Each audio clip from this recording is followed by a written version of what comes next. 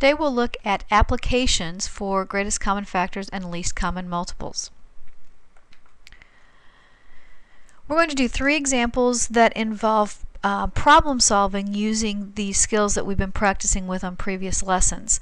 Our first example involves setting out servings of cake on a table. So we are putting out 1 slice servings of 3 different types of cake on a table. Each row has an equal number of servings and only 1 type of cake. The question is, what is the greatest number of servings in each row? Now, I mentioned in the previous video to pay attention to the vocabulary that we're using in mathematics, and that attention to vocabulary will help you understand what it is you need to do to solve the problem. In this case, you're asked about the greatest number of servings in each row. Okay? So we talked about greatest common factors and least common multiples. So if you're asked about the greatest number, that means you need to find the greatest common factor of the numbers involved. And in this story, you see in the table we have 10 servings of marble cake, 15 of red velvet, and 20 of chocolate. So we're going to look for the greatest common factor for 10, 15, and 20. And our easiest way to do that was to set up those factor trees. So we'll break down 10 into its prime factors. And we have 2 times 5, and that's it. 2 and 5 are both prime, so we're finished with 10. And then we can move to 15, and we know 15 breaks into 3 times 5. Both are prime numbers, so that one's finished. And then there's 20. And 20 is an even number, so we have 2 times 10. 2 is prime, so we can circle it. 10 is composite, but it breaks into 2 times 5, and those are prime numbers, so we are finished already. So now the question is, what are the common prime factors for 10, 15, and 20?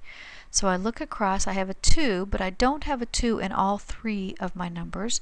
I do, however, have a 5 in all 3. None of my others duplicate across all 3 numbers, so I'm already finished with this problem. I know that the greatest number of servings in each row, it has to be 5. So 5 servings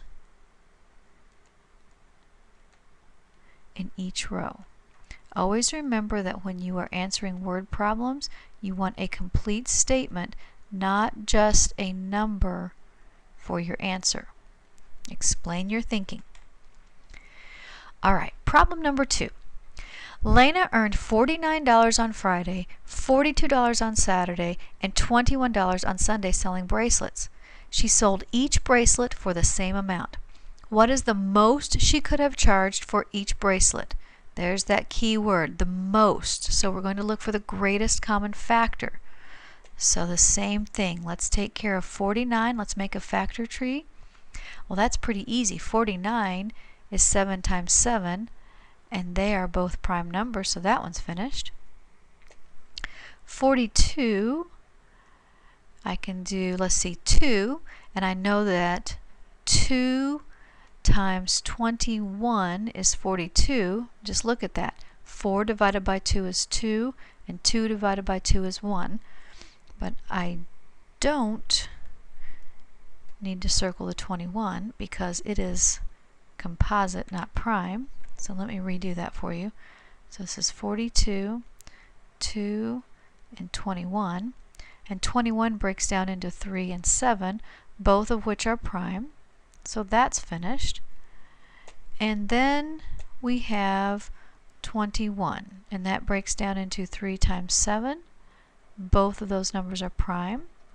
So now let's just look at the numbers that repeat across, or the factors that repeat across all 3 numbers. And I have a 7 in all 3 of the factor trees. That's the only number that I see in all 3. So my answer is 7. $7 is the most she could charge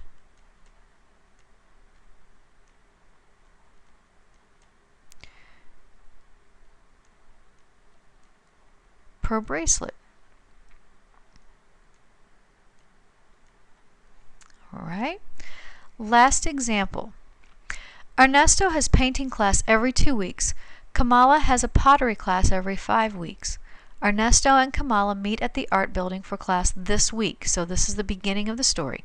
How many weeks will it be until they see each other again? So let's use a number line and mark off which weeks Ernesto will be in the building and then which weeks Kamala will be in the building.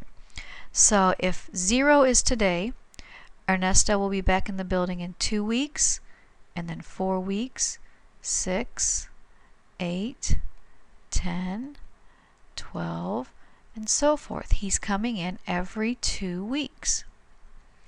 Kamala comes in every 5 weeks. So if 0 is today, she won't be back in until week 5. And then she'll be here on week 10. She'll be here on week 15 and 20. So we see where they meet up twice, but we know that they'll see each other again in 10 weeks, because that's the first time they will be back together in the building again. Okay? Make sure your examples have all the notes they need. If you need to jot down what the problem says, you can do that. Use color pencil as you need, and write down any questions that come to mind as you watch this video.